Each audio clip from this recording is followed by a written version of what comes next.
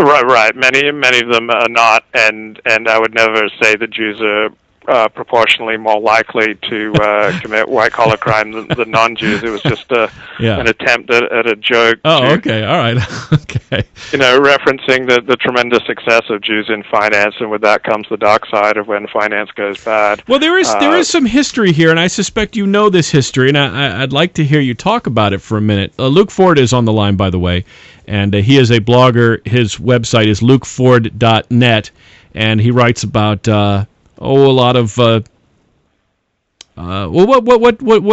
would you call? It's not celebrity gossip. What is your site? It mainly focuses on Jewish life, which also means a lot of stuff on the movie industry and book publishing. So what was my point with all this before we got into? We're talking about the influence of Jews in the world of finance.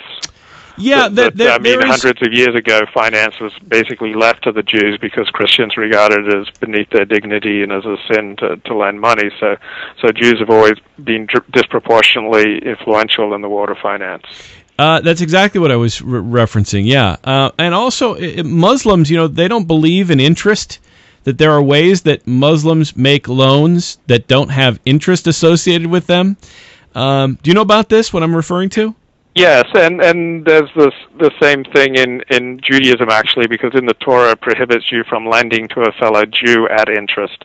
And so Rabbi Hillel, 2,000 years ago, designed a way around this so that you're not really lending to your fellow Jew, but you're investing with him, and thereby you can make profits. Oh, that's interesting. I didn't know that.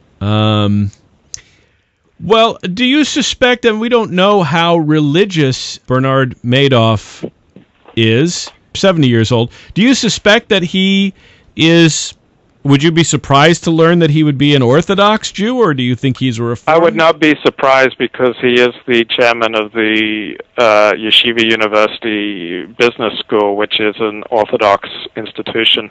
Also being in New York, while in LA, maybe 8% of all Jews are Orthodox. In New York, in Manhattan, it's more like 30%. And does that play any role, you think? I mean, as an Orthodox Jew yourself, the idea of creating a Ponzi scheme or taking people's money, isn't that a huge sin? Yeah, I mean, that's a huge sin. But again, in Orthodox life, it's much more insular and tribal. And so what you do within your insular group is far more important than what you do outside of it. So often you can buy high status in your community by doing something unethical outside of your community. Is there a greater sin if you take from your own? In other words, I'm looking at the names of the people who were involved here, and we began talking about this, how most of them have Jewish-sounding names, including Carl Shapiro, the founder and former chairman of K. Windsor, Inc., Bed Bath & Beyond, Inc., co-founder Leonard Feinstein, Yeshiva University, Fairfield Green Advisors, Maxim Capital Management, Ascot Partners. I mean, a lot of the people whose names are associated here are Jewish names. Do you think that he...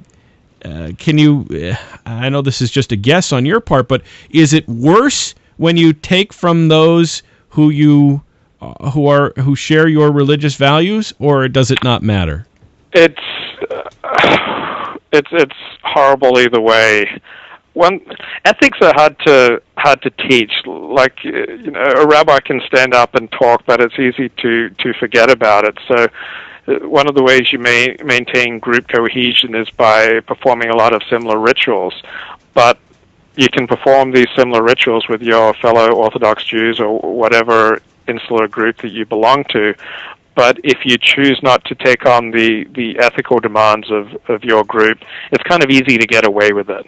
And so that's how I understand the criminal and unethical behavior by those who seem, at least nominally, to be pledged to the same value system that I am. But it's easy to keep Sabbath and to observe the Jewish dietary laws and observe the holidays, and then go out and screw people in business, because the human being has such a flexible conscience, and traditional Jews are not immune. immune from this Yeah. very human failing. Yeah. Do you know anyone that knew him? Have you talked to anybody who personally lost money, had invested with him, knew him, met him? I have not talked to anyone who knew him. I'm in touch with foundations and charities and philanthropies that have lost massive amounts of money with him, but I don't know anyone who knows him personally. What's interesting to me is $50 billion is a lot of money to just evaporate. I was asking my brother, how does that happen? How I understand $5 million, $10 million. Maybe you bought 6 homes and you have one in the Hamptons that's worth $20 million and one in in Malibu worth $10 million. And, that adds up. You could get $100 million in property. But how do you lose $50 billion? It's an unfathomable amount of money to just piss away. And I guess the best way to understand it is that a lot of people put money in and took their money back with their returns, these 8% returns. And if you've been doing it for, well, what do we figure, 48 years, nearly 5 decades, assuming that it was always this kind of a Ponzi scheme, that there were people that came and went and took their profits and left, that's where the money went. Yeah, I can't get my head around it. I mean, $50 billion is just, I'll have to see the movie. You have to see the movie, yeah. And what's interesting is it doesn't seem as though he was lavishing himself. You don't hear stories about, Bernie Madoff with... Madoff is kind of a funny name for him, isn't it? He made off with... that Madoff with... buying an island in the Caribbean and, flying in. He's not living like a Saudi prince. You didn't hear weird stories about crazy investments that he was, building skyscrapers in the deserts of Dubai. And I wonder, as this all unravels, if in fact all the money has been lost. I suspect that probably a lot of it is not gone. Or is being given to charities. What do you mean? I mean, he used to be quite philanthropic, so... I know, but how much could he give away? How much could he have given away over the years? I mean, if you gave away $1 billion, $1 billion is 1,000 million. If he gave 2 million here and 5 million here and 10 million here, that wouldn't even be the interest on $1 billion. Wow, correct. I can't get my head around it either. Yeah. Yeah, it is. It's really incredible. Well, what updates have you made other than this sources close to Yeshiva University and from the New York Times story? Well, I broke the story that the Jewish Community Foundation of Los Angeles had also been taken in. This was the primary holding company for the Jewish Federation of Los Angeles, and the Jewish Federations are probably the single largest charity in the United States, and they pretty much limit their fundraising to just the 1% of the population that is Jewish. So it's an amazing accomplishment of the Jewish people. And the Jewish Community Foundation here in Los Angeles has apparently lost between $8 and $18 million, or between 6 and 10% of its total value lost to Madoff's investment company. And do you have any association with the Jewish Federation? It's just been something that I've given money to. I've gone to many of their events. I went on a Jewish Federation trip to Israel in the year 2000, and thank God on my bus there are twice as many women as guys.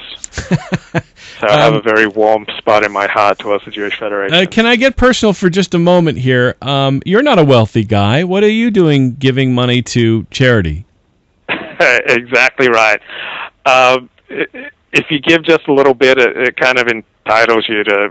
You have to give a little bit to get into their events. So in 2000, I was at the height of my financial status. It was just before the web crash. It was right during the web crash. So I went on their trip in July 2000 feeling quite flush, and that I'd have like a $3,000 a month income for life in my mind anyway. So I showed out, I think it was $3,000 for the trip, and then you had to make a mandatory $500